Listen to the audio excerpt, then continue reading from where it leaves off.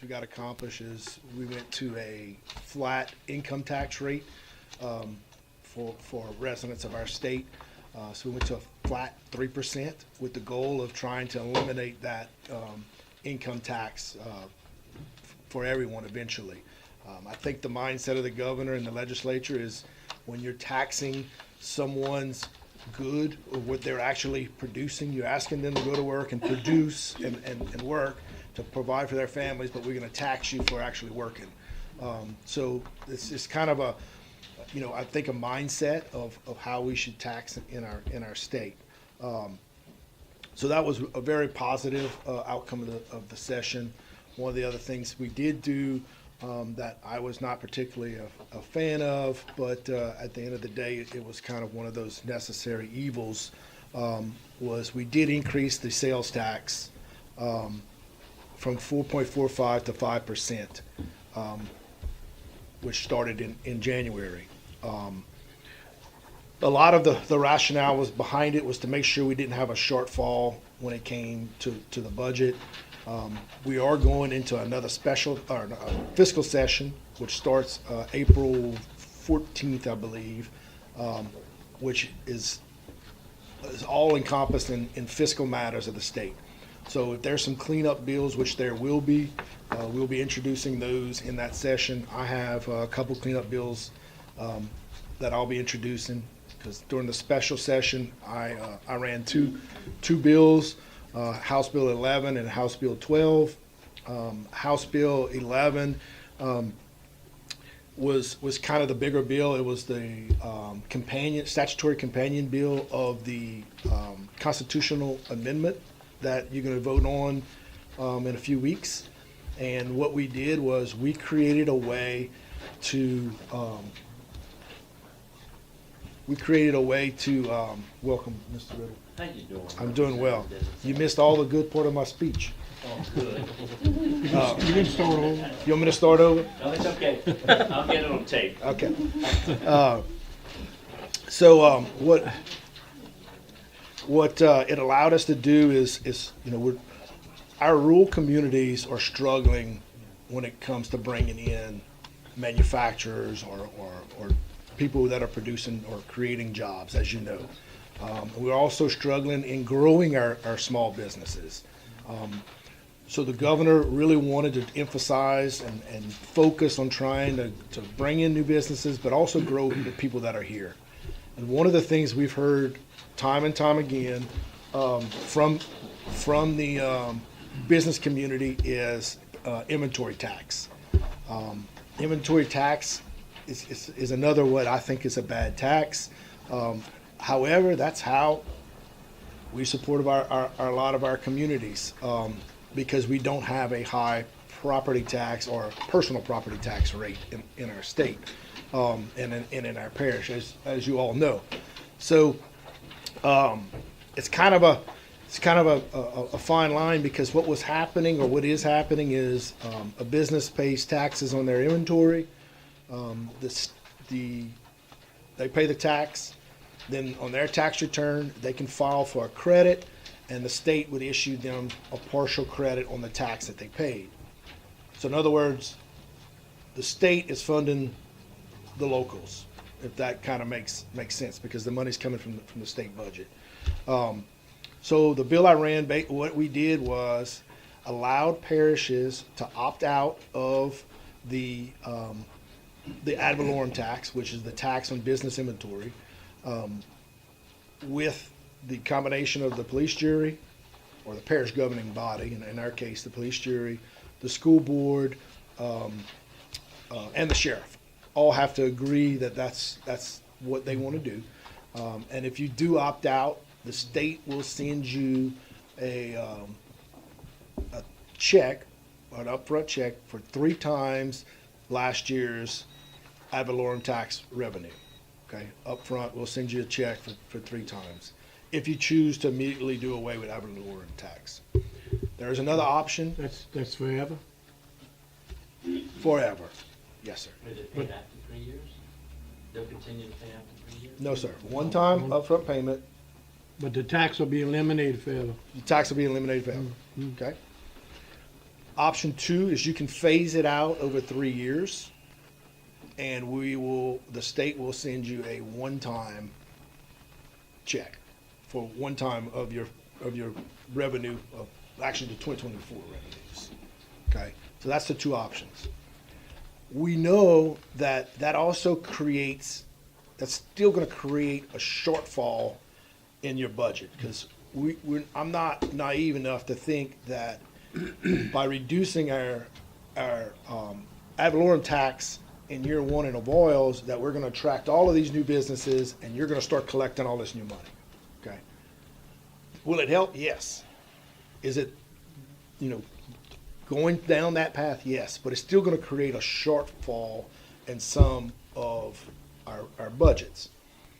Because, as we know, some of these entities are funded only by ad valorem tax. We have several different entities, fire and different people that would lose all their revenue, right? So they have to figure out how to do that. So, this is a lot of negotiation that went on. This is the entire session that I worked on this bill. But basically what we did was we created another fund, and we're taking a portion of one of the new services that we're taxing. It's a new service. It's not money that the state's ever collected before. Okay, we're putting it in a fund that'll be distributed pro rata share based on population of the parishes that have opted out of the inventory tax. Because, and I'm telling you that because the first question you're going to ask me is how much we're going to get. I can't tell you because I don't know how many parishes are going to opt out. Now, we have a very, very good idea, we know, based on revenues of parishes. Some of the river parishes aren't opting out. Their inventory tax of these petrochemical plants bring in unbelievable amount. Their whole budgets are built on them. It's not going to happen because we had to cap that payment method out. Just so happens Avoyelles falls under the cap, so you'll get your maximum amount. But so we know a lot of these parishes won't be able to opt out. So the pool is actually bigger for the ones that do. So I think, it's something you're going to hear about a lot more. I'm sure the Police Jury Association is kind of maybe starting to prepare you. And we got a little time. It's not right away, but it's a decision that's going to have to be made on how we want the taxing structure to look like in the parish. Working with the Secretary Nelson, which is the Secretary of Revenue, and looking at all the numbers, I believe Avoyelles will be whole. And I will sit down with you and show you how I think you'll be whole. But of course, until we know how many parishes opt in or opt out and how much the tax actually collects, these were all fiscal notes that the office prepared for us. And these are pretty bright economists that are trying to figure out, how much revenue we're going to collect and how much we're not going to collect. So it's pretty complex. But just know that that's coming. It's going to be something big for the parish. And you could very well see a parish like Rapides maybe not stay in, and then all of a sudden Avoyelles becomes a whole lot more attractive to a business that wants to locate in central Louisiana. So that's really the meat and potatoes of what I kind of wanted to talk to you about today. Y'all have any questions on that? I know it's a lot of information, and I just kind of hit the tops of it. What can we go and read up on this? So you can read House Bill 11. 11. I didn't know if it was 12. Yeah, you can read House Bill 11. And I can send you a condensed version of that. That's a little Put it in English. more Yeah. more in regular English. And then let's see. House Bill 12. What we did was we combined the rainy day fund and our budget stabilization fund, which is don't ask me exactly why, but the state ended up having two rainy day funds. And we had two specific criteria that were met when we had excess dollars. That certain amount of money had to go in the budget stabilization fund, some had to go in the revenue stabilization fund. What we did is we combined those two, we set a new rate, and then we took the balance, and that's how we're paying out the money for the parishes to opt in or opt out of the inventory tax. So that was the two bills that I had. There were two of the major bills in the session. But all in all, I think it's good for our rural communities. I think it's going to help us compete where we couldn't compete before. We can give somebody an advantage. The constitutional amendments, I don't know how much you read up on that, but those are coming up. When's the election? The 29th? 29th. There's 4 amendments on there. I am personally, advocating for all four of those amendments. I think they're all good. I voted for all 4 of them. So did the majority of the legislature. The first one, during Rita, we had a lot of out-of-state attorneys come in from Texas and do some things that weren't very, I guess, ethical. And we couldn't do a lot to them. We couldn't do a lot about it. This gives the state, the Supreme Court, the ability to actually discipline them, which I think is a good thing. Amendment 2 is basically what I told you in my bill, but this is the constitutional portion of it. In other words, this has to pass for a lot of us stuff that we want to do to pass. So what I just talked about, if the constitutional amendment doesn't pass, we got to go back to the drawing board. So we need the constitutional amendment to pass. And what we did is everything that was in the Constitution before, we took, not everything, we took a lot of things out of the Constitution and we put them in statute, which means that we don't have to go to a constitutional amendment ballot language, which is very complicated for the voters. We've seen it time and time again. It's just hard to understand what it actually says whenever you look at the ballot language. And it allows you to have your elected official actually vote on those. We did leave certain things in the Constitution. One of the major things that I heard about whenever we were running these bills was homestead exemption. Homestead exemption is still in the Constitution. It's constitutionally protected.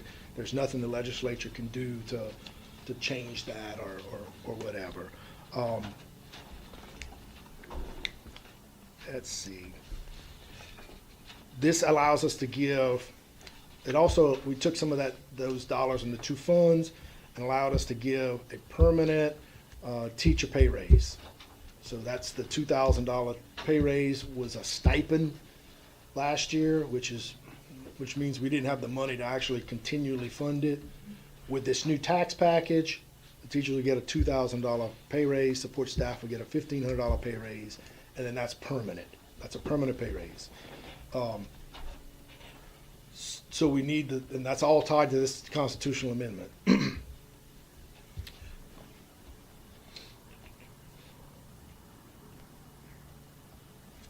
And then the last one, this is about judge races. I really didn't have a dog in the fight, but everybody I've talked to that are attorneys likes the amendment and judges, and they think it just makes a lot of sense. So I'm supporting it. But again, I'm not an attorney. But right, any other questions? Got some questions. Do you see a lot of federal workers in the beef forward in Louisiana? That's a good question. My initial reaction was no, and I still think we're probably not going to see the level of other states. Mm-hmm. Our state leads the nation in amount of people on Medicare and Medicaid. We lead the station in the nation in a lot of different other areas of FEMA funding and all sorts of things. So I don't think it's going to hit Louisiana as hard as it may hit some of the other states. You know, could I ask a question along with that? Yes, ma'am. My understanding was there was an intended proposal to eliminate some of the state civil service positions and make them open to privatization. What is the status of that?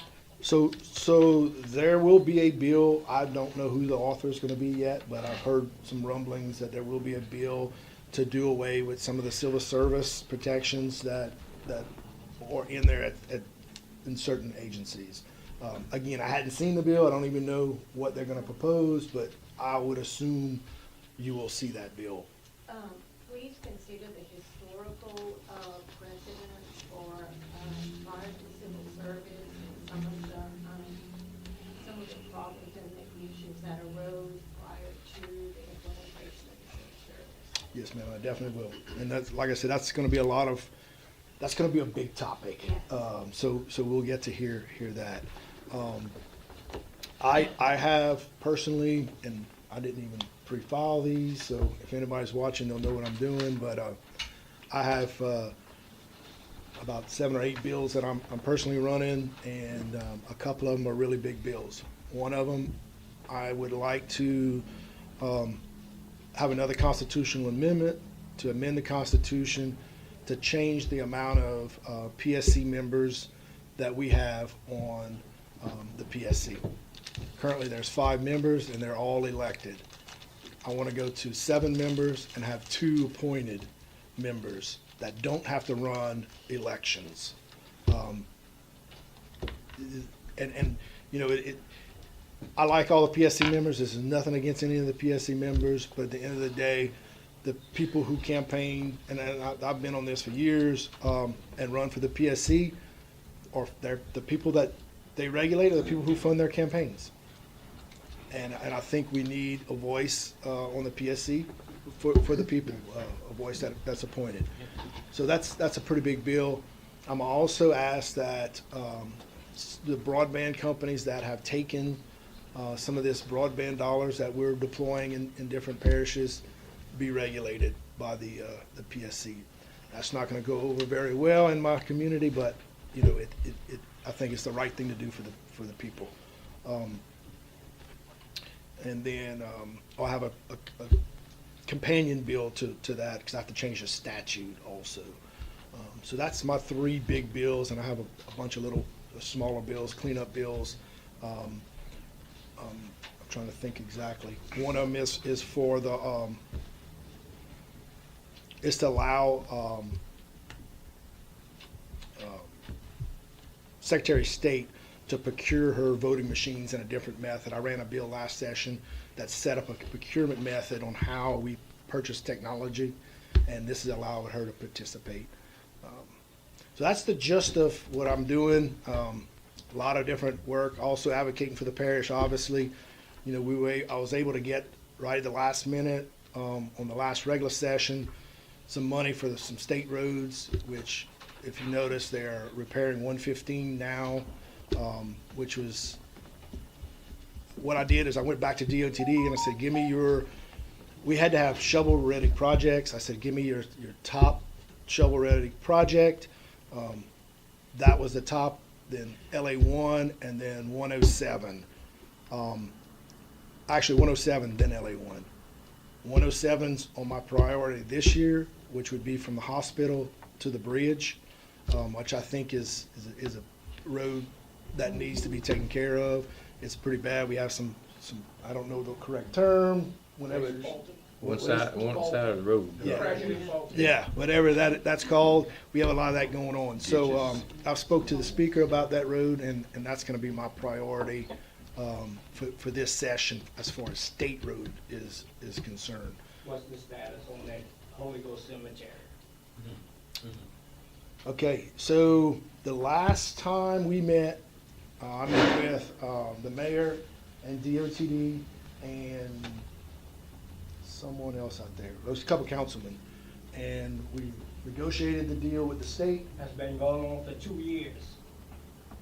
I mean, Over 10 years, it's been, really been going on. Yes. And It's time for it to end. And I agree, and I'm so happy the state stepped up. You know, the culvert is crushed underneath that building that was built. I've been hearing it for 3 years. Like I said, over 10 years. Yeah. 2 days ago, water about a foot deep, or deeper, probably about 2 or 3 feet. I know the engineer, the last I spoke, the city of the Marksville is who's engineering the project, because Marksville has to move their utilities. And they've been Yeah. kind of, that's where we are now. Marks has got to move their utilities before the city, before any of the culvert work can be done. I was told about the 10th month, they said, oh, by the end of the year, it's gonna be done. I went to a council meeting last month. We're probably gonna have it done in 6 months, Yeah. you know. Again, Maybe you know, use it. They got no heat on them, that's what the problem they is. have to move their utilities. Well, I know. That's where we at. I hear you, and I've been frustrated with the whole thing myself, from day one. Well, I'm frustrated with the state and the Diocese of Alexandria. That's their cemetery. The diocese did come to actually 2 or 3 meetings. I think you were at one of the meetings. Well, They this did is come. my first time over They there. did come to the meetings and offered support, wanted to know where they could participate, how they could participate. So I wouldn't fault the diocese per se. They understand the problem and they're really wanting to try to get a solution. Yeah, I have a question. Yes, ma'am. Regarding the constitutional amendment number 2, I've been hearing some rumblings, and I just wanted to see from the horse's mouth, how is it going to affect churches, nonprofits, those kind of people? Is it gonna affect their tax exempt status? So the short answer is no. The real answer is, the way it's written, it will. There is a cleanup bill, and we've met with the diocese, we've met with all the religious leaders, and this is how we're gonna fix it. It was an oversight the way it was done. There is also another cleanup bill with the schools. So the way the bill is written, schools would actually have to charge sales tax on you entering a ball game or buying a Coke. Okay, that was never the legislative intent. So the Department of Revenue has sent out a notice to all the schools saying, we understand what the law says, but we also are not going to collect, and you don't have to do this. Okay. So we're gonna try to get people to vote for the constitutional amendment, like promising them we're gonna take care of the mess that's gonna happen. Well, it's already Churches. done. So the secretary has sent out those notices and saying, we're not, you don't have to do it. You don't have to collect. But we still have to go clean up the statute. And the churches will be protected as well by the bill. Right. Now, it's not a blanket all churches. We had a situation where we had a church go out and buy a bunch of investment properties all over the place, and it was not, and basically weren't paying taxes, and then turn around and flipping them and it was a realtor using the church as a way to make money. So. It was an anomaly that doesn't apply to. Right. So, but that situation is going to be taken care of in the cleanup bill. So I don't want to say all churches. Does that make sense? What about other nonprofits Like that aren't churches? Fraternal Order of Police was one. Yeah. Tulane University, they own a lot of property in New Orleans. Yeah. I think Tulane's a private university. It is, it's a nonprofit though. It's a private university, but They have to pay income taxes except for the fact that they're nonprofit. So they can invest in property and sell it and still remain a nonprofit. I don't know if I understand your question. Tulane is a major landowner in New Orleans. Right. And they buy and sell property a lot, and they make profits. Right. Will this affect other nonprofits like Tulane, private nonprofits? It will affect them. How? they're not gonna have that, they're not gonna be exempt from all of the taxes. Okay. Or any, so if you're not a church, but you're a nonprofit, So let me get exactly, okay. I mean, The- there's educational nonprofits, there's, you know what I'm saying, there's all kinds of nonprofits. So I don't wanna start lumping, I gotta be careful, I don't wanna lump Yeah, okay. people into different buckets. But not every nonprofit is the same and operates the same. That's right, So not every nonprofit is gonna ultimately be exempt. that's right. It depends on the circumstance. That's my understanding, and that's, Who gets to decide what their circumstances are? the legislature will. You know, statute. Yeah. Yeah. That's, I mean, I'm just saying this, the Second Amendment, the Second Constitutional Amendment is, that's a big thing for a lot of people. So maybe if people were to know that this is going to affect, because they know that it's gonna affect them, but they're not mentioning anything about a cleanup bill. So maybe if they were to be educated about the cleanup bill, it may lead them. Well, and I agree, but also you need to think about the good things that are in that Constitution number 2, which is You know, your, people are single issue people. your personal income tax is going from 4.5% to 3% flat rate. That's a pretty good deal. Our teachers get a $2,000 permanent pay raise. The support staff get a $1,500 permanent pay raise. I mean, there's some good things that are happening in that amendment, and to throw the baby out with the bathwater, I think is maybe looking at, you may have one specific organization that is trying to taint that because they don't like the way it's working. But I can tell you, I did meet with the bishop last week in Alexandria, and they are supporting it and believe that they have what they need to make their decision. Now, I'm not going to speak to every nonprofit because I don't want to do that, but I can tell you that the Catholic Church believes that they're fine. So all churches. I'm not going to say all churches. I think there's some stipulations because we had that one problem. The majority of The churches. majority of churches, yes. Regular, everyday, functioning churches. Real churches that have a Yeah. congregation people show up to, and those will be fine. The ones that don't have Church and name. churches and, The ones that are fronts. yes, those will be targeted. And that's the whole idea.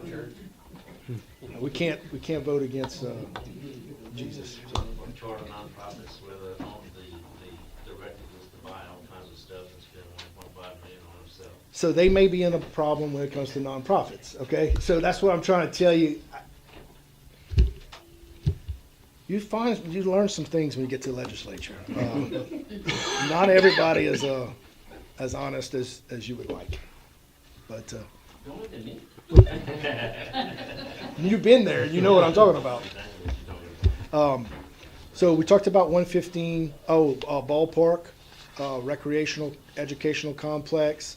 That should come out to bid very shortly. The plans are pretty much done. We had to go back. We were a little short on dollars. And instead of having 3 softball / youth baseball and 1 big field, we had to move it back down to 4 normal field, or 4 200-foot fields. It's not what I wanted, but things are just unbelievably expensive at this point. Hopefully there'll be some opportunities later on. We did get some really good news, and we got about, do the math, it was $14 to $15 million to build a, I'm gonna call it the Cowborn, that's what everybody refers it to. Shelter. So a new arena for the 4-H to be able to show their cows, to be able to use it for evacuation, to be able to use it for just a massive arena. Actually, the plans right now, it's a little bit bigger than the one on LSUA's campus. And if you've ever seen that one, that's a pretty big building in the Bay Hills. Yeah, at the Picard Center. Along with that, we got money to redo the cafeteria there and put all new kitchen, you know, whatever you call appliances, to be able to teach culinary classes. We adding on to the building, adding a few more classrooms to do some adult education type stuff. So we got some really cool things going on there. Really excited about it. That set of plans should come out not too far behind the ballpark plans, but the ballpark plans started a lot earlier. Let's see what else we got. Parish, Miss Elizabeth. How about roads? Roads. So, you know, I'm going to go to the legislature and try to get us more money for parish roads. You know, obviously, anytime you get taking state dollars, they really want it to go to state projects first, right? So it's always a fight to get those dollars. We were successful last year, and then it got taken out because the Senate basically put too much fluff in the bill. When the House sent it over, it was a pretty good bill. Then it got a lot of stuff added to it, and just so happened our road project got taken out, which along with $150 other million of stuff around the state. So it wasn't just us. We did get, that was the last session. We got that other dollars. For the coroner's machine and all that stuff, which I think James came by and talked to you about it. How about the bridge in Ruby? Okay, that bridge is, Huh? go ahead. They started. Yeah, I think they were driving piles. They're driving piles. Okay. Which, man, that was a long battle, but we finally got it going, and I knew when they started driving piles, my phone stopped ringing. I said, well, okay, they must have started. People are happy just to see some progress, which I agree with them. It takes way too long. All right, anything else? Appreciate it. Thank you. Okay. Very much. Okay, we'll move on to some of our business. First up is the financial report for Secretary Treasurer. Okay, everybody. The first 2 pages of the report is budget versus actual for expense and revenue. And this is a process of comparing our predicted budgets to the amount that we actually have in order to find any variances. You can take a look at those. We're just starting out the fiscal year, so there's really nothing bad going on in that area. The third page is our cash balances, and I'll read those out to you. General fund has $85,000. Road and bridge has $4,026,000. Solid waste has $7,342,000. Drainage has $1,382,000. Health unit has $5,590,000. Library has $2,460,000. Road District 2 has $943,000. Tourist Commission has $398,000. Permit has $300,000. Section 8 has $305,000. HUD Admin Fund has $138,000, and Gaming Mitigation stays the same at $300,000. For the month of January, we received $561,692.50 in sales tax. Of that, 25% went to Road and Bridge, and 75% went to solid waste. I know that amount seems to be a lot, but we do have a pretty large garbage contract, and that's like $276 a month. So the $421 that went to solid waste from that $276 is subtracted for that contract. For ad valorem, the month of January, general fund received $38,856. Library received $128,845.53. Drainage received $72,735, and health unit received $83,125. The permit office has done really well in the month of February. They have increased their revenue by 60%. They finished out collecting $19,750 as compared to January, where they ended the month at $12,089. I'm happy to report that we made our final payment to the Jackson Parish Sheriff's Office for the juvenile detention charge, so we fulfilled our obligation.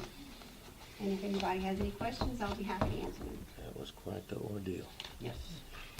All right, 76 million. any questions?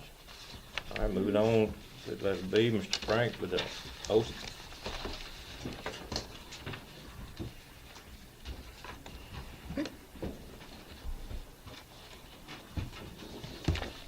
Good afternoon, ladies and gentlemen. We dodged the last two or three weather storms, so they got it pretty bad in Rapides. The last one we got Tuesday, but we were able to dodge all of them, so we very fortunate. Attended a couple of classes, an IR class, Advanced Intelligence, and it was very informative. I wasn't aware that you could get all this information that was there. Today I attended a 988. I'd never even heard of 988. It's a crisis number. Somebody's gonna have a crisis, 988, and I had to leave to come here, but it was still happening. But it's very informative that if somebody has, is in a crisis, that they can call 988. Health unit generator should be online next week. They ran the gas line yesterday, and that's what I have on my part. Mr. Joey, do you know who done the gas? Who ran it? Craig's Electric out of New Orleans. CenterPoint ran it to, they put the meter, then Okay. they They connected. connected the gas? Yes, Okay, somebody called yesterday to ask Yeah. about it, and I didn't know yeah, it was if they Craig's had done it Electric. or someone else. Craig's Electric out of, the same person that has the contract Okay, is who did it. okay, thank you. Hopefully, next week we plant our trees around, they did a Dottie and a student seen him walking, so they did a follow-up today and should be getting some calls of, make sure we don't have anything down there. I know we have some fiber, I just need to make sure where it's at, then we'll see about the tree planting next week.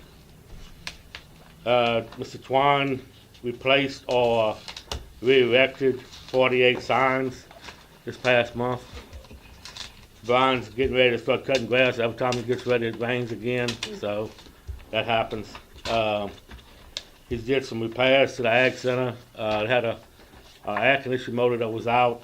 It had a noise, and I think it's one of the turbines on top that was a problem. And then the health unit ceiling fell. So he's been doing some stuff on that. That's about all I have at this time. Unless somebody has any questions, comments? Is the 988 gonna be running the 911 office? No, sir, it's not. It's a Different statewide. deal? It's in, takes care of like 3 or 4 regions. But it's, I think right now it's in the northern parish. Is where they answer. So, but any kind of health issues or, crisis, to send it, they'll answer, and they have somebody 24 hours a day. So, Thanks, Jim. thank y'all. All right. Road, bridges, and drainage, Mr. Kevin Boyle. To answer your question, I made some text messages while I talked and looked on DOTD's website. Right now, they're still hoping to bid that job in October. They've got everything ready to go. But they've only gotten one right of way from landowners. So they may have to take some of the landowners to court. That's where they're at. 10 more years. Talk to the landowner. Everything about the same as last month. Rain, rain, rain. But, things started drying up a little bit last week. Big shout out to our workers. We had a lot of workers that worked Saturday and a lot of workers that worked Sunday too. Offices and everything were closed Tuesday for a state holiday. And we had workers out there working till it started raining and sent them on home. We're still running over budget on rock. We're about $32,000, I think it is, over budget on rock as of yesterday, as of yesterday. What? Really? Yeah. Like over the 250? No, Oh. over my monthly. Okay, you're budget. monthly. I was I about do to it say, about, wait. I do it about a month, so I know exactly where we're I at. panicked. Yeah, now I break our Yeah, budgets. you scared me. My stuff is broke down really daily, Okay. so I know, and try not to get out of whack, so we're not at the end of the year trying to scream and holler and asking y'all for more money. But, normally, like we said last month, the months of, April, May, June, July, we can catch up on that budget there. Everything else is okay. We have a lot of stuff down on repairs. We've got a lot of stuff fixed in the last couple of weeks. We're getting our tractors and everything ready for grass cutting. We always start at Easter. We're probably gonna start maybe a week earlier this year. We'll start some spraying here in the next couple of weeks. So, we got our load of culverts in yesterday morning, for all these roads that we're fixing to overlay. So, we're gonna start installing that as soon as I can catch up on some of this drainage work, which I'm hoping by the end of next week we'll be caught up on the really bad areas. And, I know everybody's hollering about their road and this and that, but to be fair and honest, District 1 is the worst, guys and ladies. We've got people having to use four-wheel drive to get out of their houses over there. We fixed a lot of stuff, the last 5-6 days, and we'll continue to do that. As soon as it dries up over there, I'm gonna have to pull y'all motor graders from, 2 of the other districts, 2 of the other areas, and send them across the river for at least 2, maybe 5 days till we can get that caught up over there. And I've already talked to some of y'all about that. Me and Mr. Clyde have discussed that. You know, the only one I really can't pull is the one that works towards Barlonville, Simsport, because he's in the same problem. He's got a lot of roads that take a long time to dry out. And that's a lot of problem in District 1, across the river. It's just a lot of roads take a long time to dry out. We got a lot of spring heads that bring in water into the roads. And some of y'all seen the picture from last Thursday with the grader stuck in the middle of the road. He didn't fall off in a ditch. He was in the middle of the road. And the whole road just gave way. So it was about 3:30, 4 o'clock, and luckily I had started another grader working down a little river, so I pulled him down there. That is not something you pull out with a tractor, which some of my operators have found out. So, when I was looking at the letting, Monroe Ford right now is scheduled to bid in July. So, I did talk to Miss Barbara a couple weeks ago about joining 2 of those bridges in one project, because the Bardlawn Bridge is getting real close to being ready to bid, and it's at the end of the year. And I was asking if she couldn't pull them 2 bridges, because a lot of times we'll get better pricing if we're bidding out $2.5 million worth of work than $1 million worth of work. You know? Is that a bridge, Kevin? Bardlawn, that's south of Evergreen. And the Bardlawn, Monroe Ford, and that she's gonna see if she can do it, because Monroe Ford was in the OSB Off-System Bridge Program, which is our normal money we get. Yeah. And Bardlawn and a few others are in that other, we still calling it free money, that we got off the federal highway system. All right, so she's gonna see if she can do that, because the money's coming from We're different about 4 pools. years on Bobby Gaspard. Bobby Gas part of the schedule is still for 26. And I don't have a scheduling yet for spring bio. We just did the cores on it the other day where they bored everything to do their samples. But Bobby Gaspard is still 2026.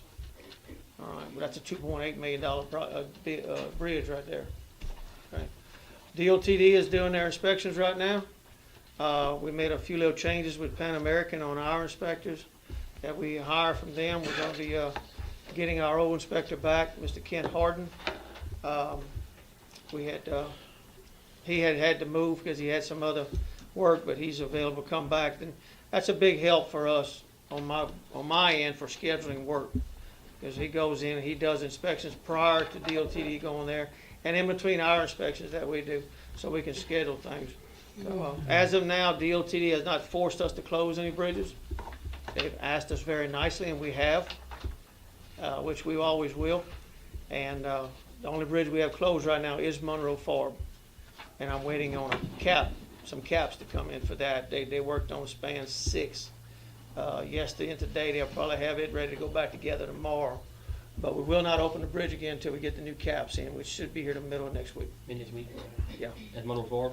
Monroe Ford. Yeah, Bobby Gaspard was closed just for a couple hours. We fixed everything on that. Ace Juno, was closed for 3-4 days. Yeah, 3 days, and, got everything fixed on that and all back good, you know. So, any questions or anything? Got a question, the Yeah. status of the bridge at Grassy Lake. I haven't even been over there yet. That's Wildlife and Fisheries has actually been taking care of that bridge. Have it? Yeah, and I sent a message to them, they need to go check their deck boards, and that's the way I worded it. You need to go check your deck boards. It's still in my system, but the last 2 times, Wildlife and Fisheries has come in and paid for a lot of materials. The last time, they agreed to pay for all materials. I thought we paid last time, Kevin. No. So when the private contractor, the guy that has the lease to the school board property, he actually did the work with his equipment, right? But Wildlife and Fisheries bought the material, is that how? that Correct, the last time, and I went and supervised, and I was actually the one on the equipment.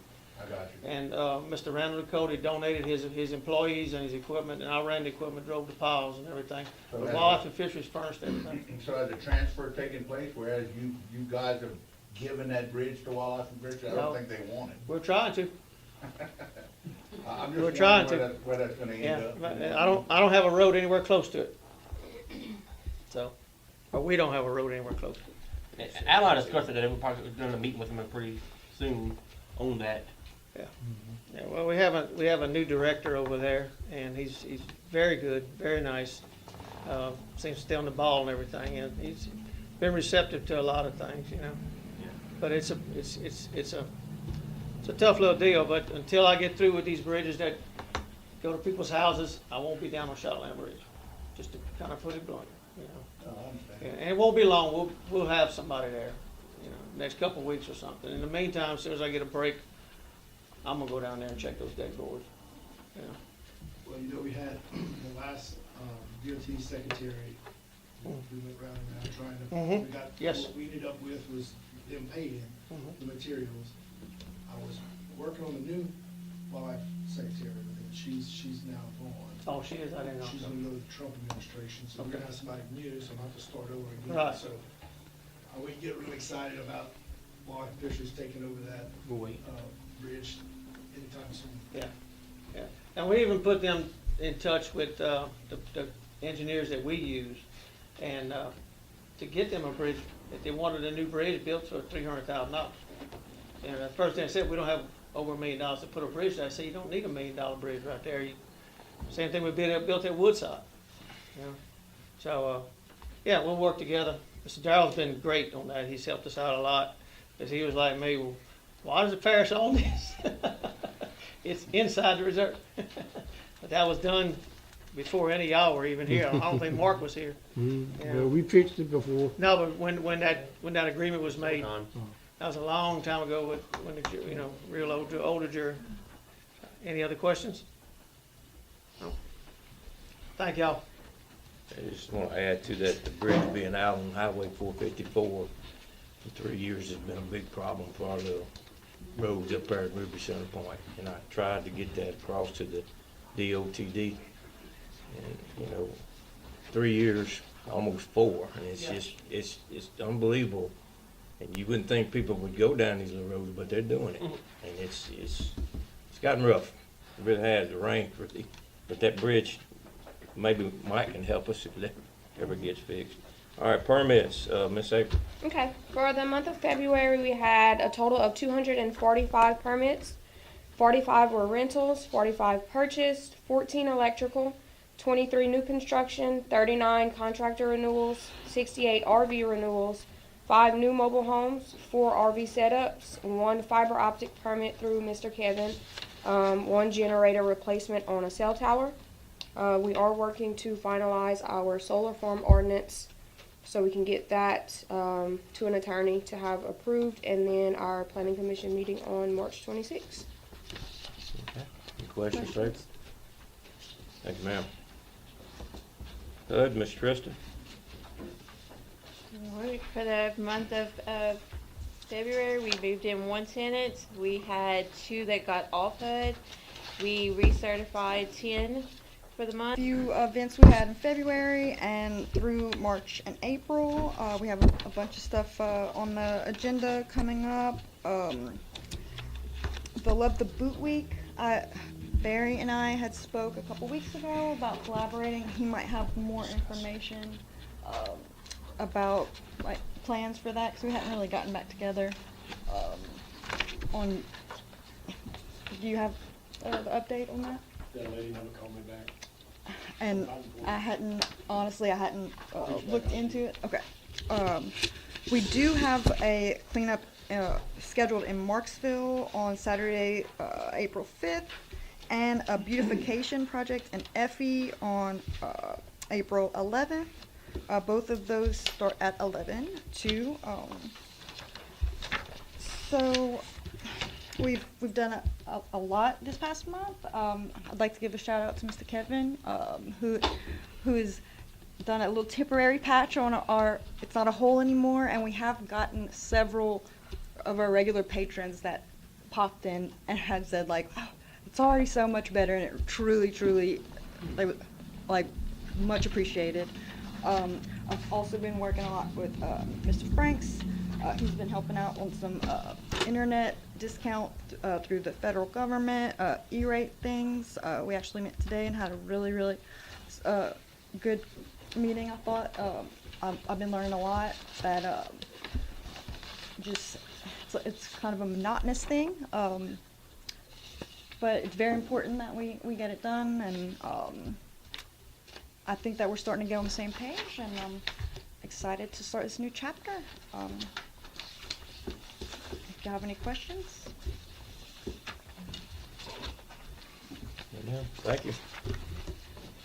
Next up, letter of abatement, Mr. Moore. Good evening, everyone. Let's see, this is what, so the month of February, picked up 12 garbage bags out of ditches or roadsides or wherever. 3 of them did have some incriminating evidence in them. I wrote 1 citation. The lady actually paid it this morning, or yesterday morning. So we didn't have a court. The other 2 is still pending investigation, still trying to piece everything together. I had 4 complaints. They're investigating trash. That's 3 of those with that. Tires that I picked up just throughout the parish as I'm patrolling this last month was 36. Active investigations currently is on property ordinance stuff is 9. Certified letters that have been sent out already to property violations is 14. So we're getting some of those to start coming back in and calling and asking what the next step is with their property violations, and we'll address that later on down the line on the agenda. So out of that, nuisance properties are 7. Blighted properties was 1, and condemned properties is 1. Had 1 permit check I did today on Highway 115 going to Bunkie. I just stopped. There was some renovation going on, and there was no permit required. The guy was legal, so just wanted to make note of that. Surveillance sites, I still have my 1 camera set up, and I haven't had any activity at that site yet. So we've actually sent a certified letter to that landowner so that we can start trying to get that site cleaned up. We were purposely not cleaning it up because we were trying to catch the people that were coming in, littering, dumping tires and everything else. I had a live interview on a radio station the other morning. I don't know if anybody heard it, but it was at 6:30 in the morning, 97.7. We got to put out some good information to the public about the hours of operation from the dump, what they can bring, what they can't bring, the phone number, and specifically mentioned about the tires, how they can bring 5 tires per day in the process and all that stuff. So I'm going to continue to do that on a regular basis. Mr. Todd has offered me to go whenever I want, free of charge, and put out information to the public to try to keep continuing to educate the public. May do some different times because I know 6:30 in the morning there's probably a lot of younger people that are not up yet, but I'm going to try to continue to do that.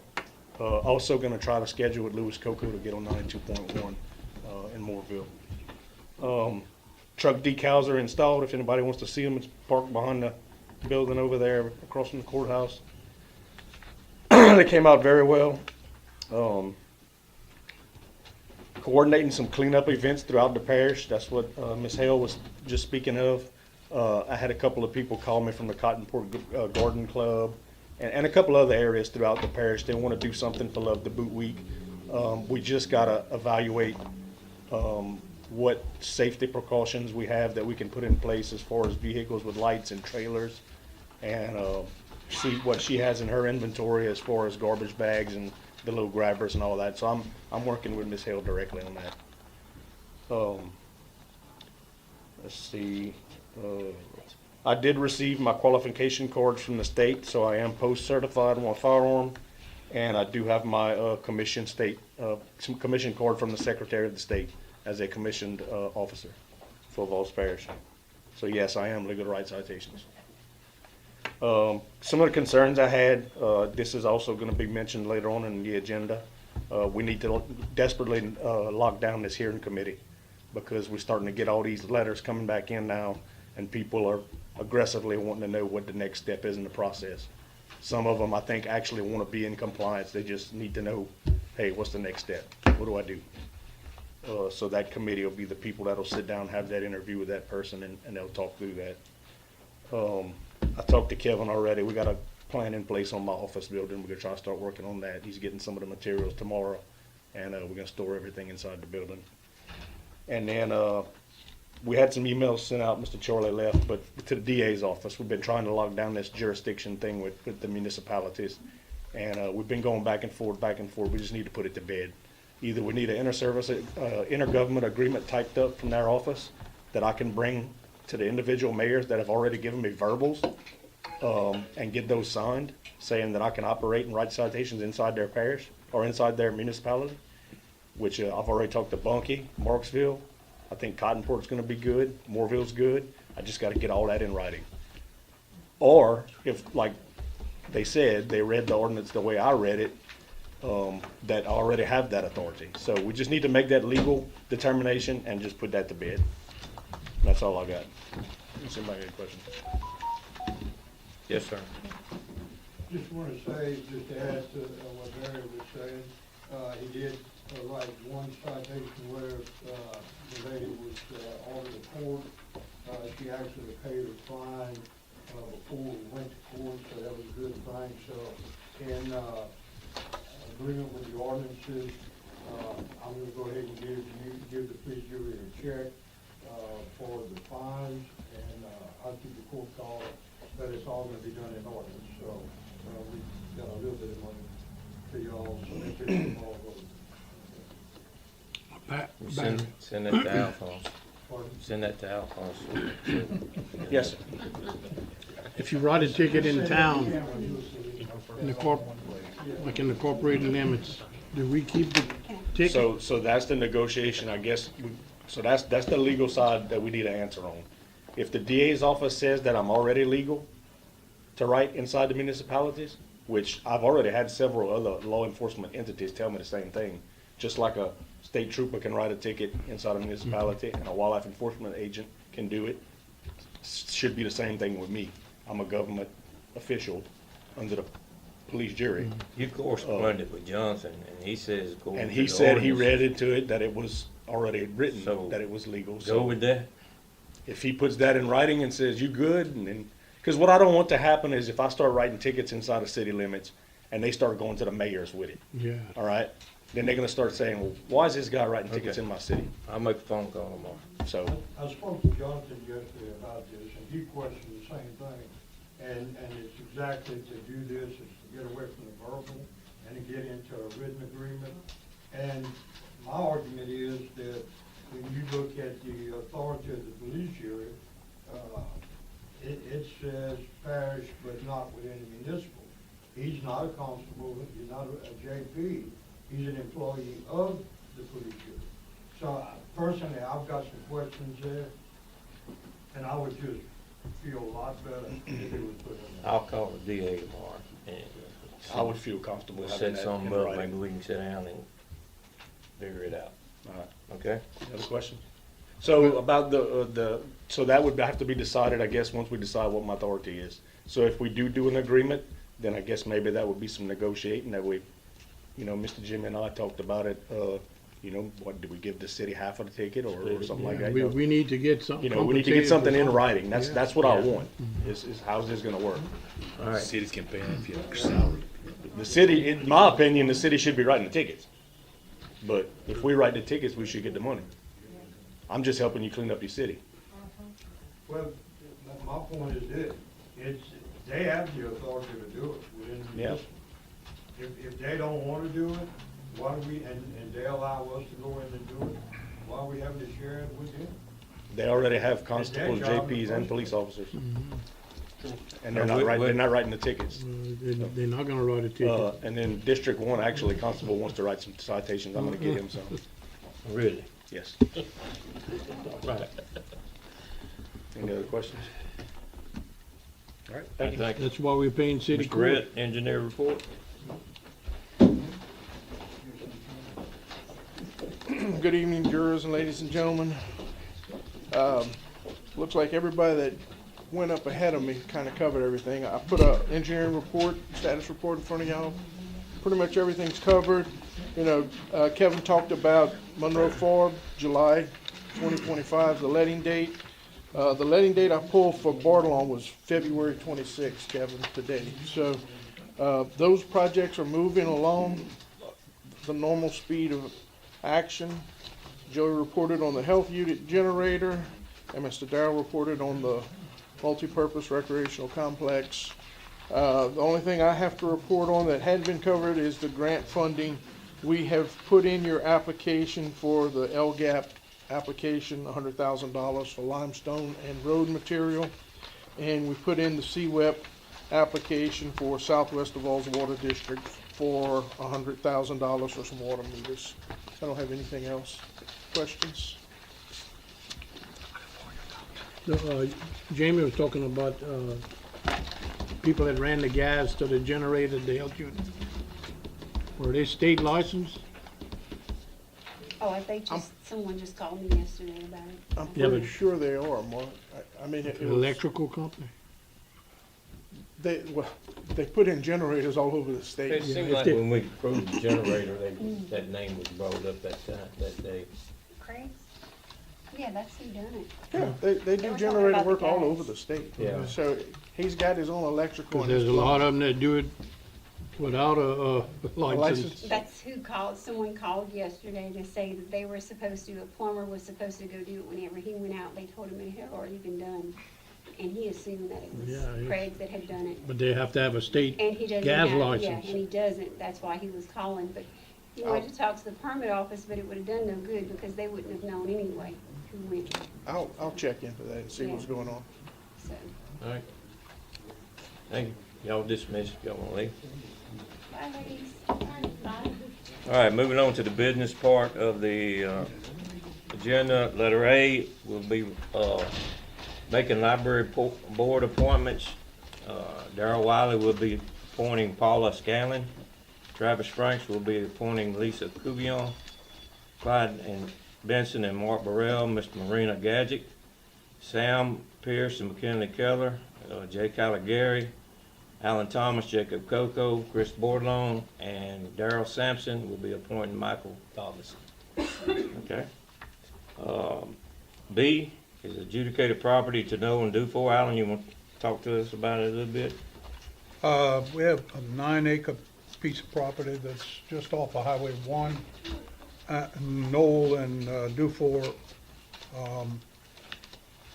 said they would meet the minimum price that Heath passed us set. And I've already checked, and I put in y'all's packet, checked with the other landowner that surrounds that property, and he nor his sister, Mr. Mayu, neither he or his sister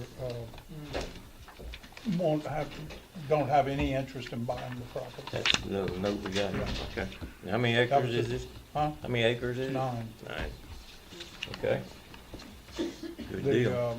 the fair market value that Heath put on it was $16,000. All right. Is that when you go down the overpass? Yeah, It's mostly ditch. yeah, I think some of it's patch of woods and a ditch. Probably looking for the site, shelter, yeah. Okay. C, library parking lot. Travis, you want to touch base on that? Yes, we have been getting some bids in with the help of Kevin. And we should have our quotes in, Kevin, by Tuesday. Yes. And we feel like, you know, between the parking lot, kind of taking the project on our own, some tree removal, one large tree on the back side of the library, several on the side, enhancing the parking lot where it touches actually the highway where the entrance is, of widening it. And we feel like we can, you know, come in, and I think our budget will be around, you said 210, wasn't it? 210, yes. We should not exceed that. So we'll have the quote to you on the, I think Kevin has the bids, but I'm sure he wants to review a little bit more. And then we'll have all the package together for you on Tuesday to hopefully select the lowest bid. All right. And that's pouring, like I say, 5 inches of concrete on the driveway portion, and then 4 inches in steel. Redo it like it was, everything. right? Just redoing it like it was. Basically the same size. Yeah. It's just, you're looking at 3 different packets in there, so that's why we're gonna have a budget on it, because you got the parking lot, and then you have the trees separate, and then we have to move a utility pole, the energy has to move a utility pole up front. And Marshall's gonna move a water meter. All right. Letter D, Alan, you want to touch base on that? Personnel committee approved some changes to the personnel manual. There wasn't, there was a couple of them that were typos and a couple of things that were redundant. They were repeated, or one of them is in opposition to 2 other parts of the same thing, so we took it out. So anybody wants to go through their personnel, if you don't have a personnel manual, please get one. I'm sure Jamie can give everybody one. We are updating this from time to time. But these are just items that needed to be repaired or fixed. And we made a definition of what a work week is in one of these, our 40-hour work week. That was not in there at all. Okay. All right. Letter E, Jacob. All right, I get approved for the Road District 2 to raise portion of Levi Grimmer Road. I think Kevin said the estimate was like 5,000 in material to elevate it. Yes. Yeah. All right. That's for Road District 2. All right, we're gonna omit, take Yeah, we'll take F off, yeah. Take F off. All right, I'm gonna move letter H up right now. We're gonna talk about a little hearing officer panel. I'm gonna let Mr. Jimmy explain it. We met at the planning commission last month and we went over this, so. Well, as within the ordinances, the ordinances have been updated on blighted property and condemnation of property.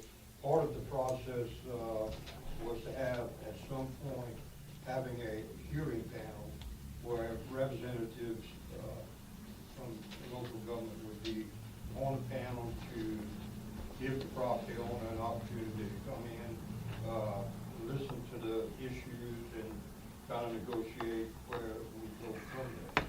So at this point, as it's part of the current ordinances, we have not appointed a hearing committee yet. So we brought it up to the planning commission first.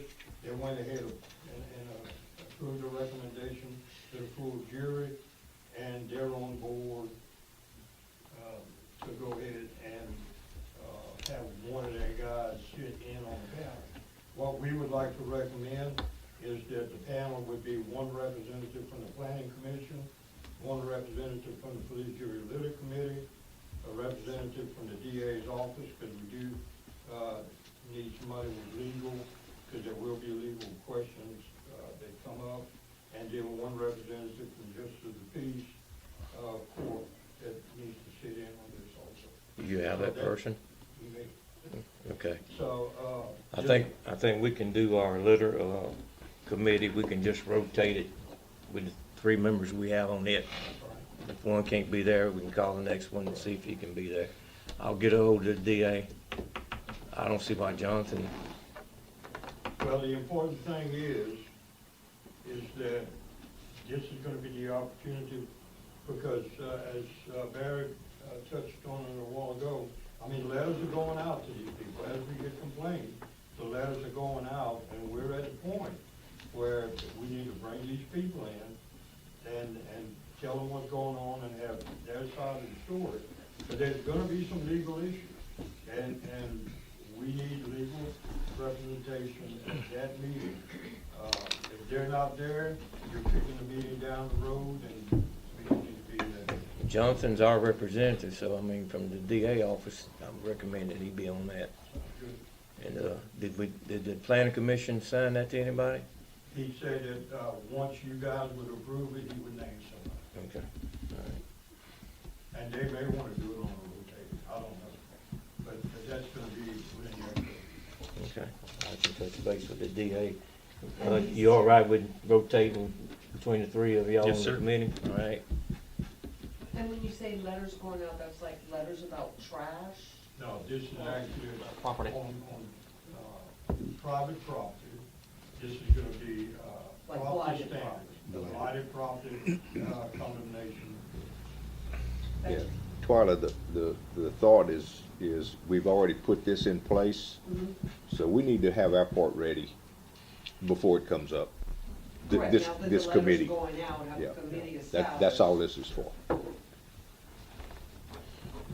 All right, we'll have some, Committee established when letters are gonna go out, is the letter not gonna change where the letter would say, okay, you need to appear before the. No, this is why, what we're doing is when the letter goes out, we basically say that, and it's all being funneled through the permit office. So the letter goes out and says, our office has received a complaint. Gotcha. Here's the parish ordinances that we think you're in violation of. And then we send it out certified. They have No, 15 they days. said that, they told me that From nothing happened. the date of receiving the certified letter to reply. Hopefully they do, most of them have, but when they call in, it's like, what am I supposed to do with this? Gotcha. So this is where the next step, unless they voluntarily say, I'm gonna clean it up, we wanna give them the opportunity to go to a hearing, Right. panel, and then it'll be hashed out. I'll make contact with, Barry, what's it, 17?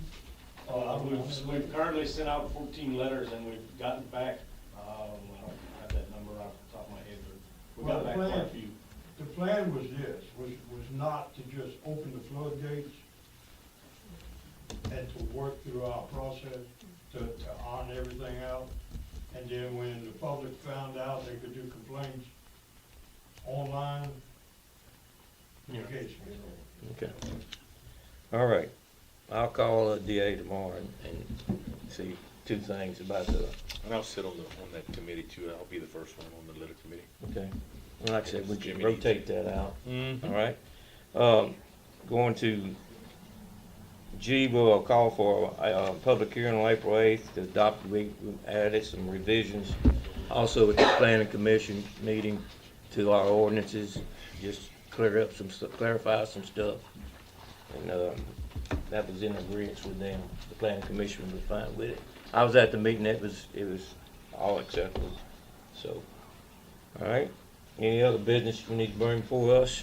Yeah, We did have that, Sam was there with us this morning, the opening of the kiosk at Bunkie for the Jefferson Highway with the Tourist Commission.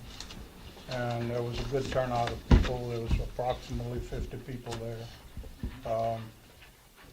Several dignitaries, Darrell was there, and there were several other people there from around the parish and from, of course, from Bunkie. also, I'd like to mention, we took a tour of Yellowwood. Yeah. And very, very impressive. Very impressive. Very impressive that we have something of that, like that in our parish. And, you know, it's a good thing. Yellowwood just completed a $52 million upgrade. It's huge. And they're still doing some work out there. They're not completely finished. We enjoyed the tour, all of us that went. And if y'all have the opportunity to go there and see the facility, you ought to try to go see it. It's huge. There's no dust. Everything's on concrete, blacktop. The Very old nice. facility was very dusty. I think he called it Mansura dust. Yeah, it was Mansura dust. Yeah. And they're always looking for employees. Yeah. They're looking for several employees right now, including some management. 100? Okay. All right, no more. I got something. All right. Saturday, at the St. Joseph Church Hall, they have a free lunch for homeless people, and so it starts at 11 to 12. The 7th, I saw right the here. sign today Yeah. when I went to the bed. Also, and it's not on here, but Tuesday we have a guest speaker from the manager at Carroll Test Valves is coming in to speak to the jury, just to give us an upgrade of what they're doing over there also. Okay, you had that. It's already on my calendar. Okay. Greg Mayu. Double look to make sure. All right. Hearing no more, we adjourn. Thank y'all. Already had it, double security, it's a little safety. Who called? I think we ought to do a job. They're used.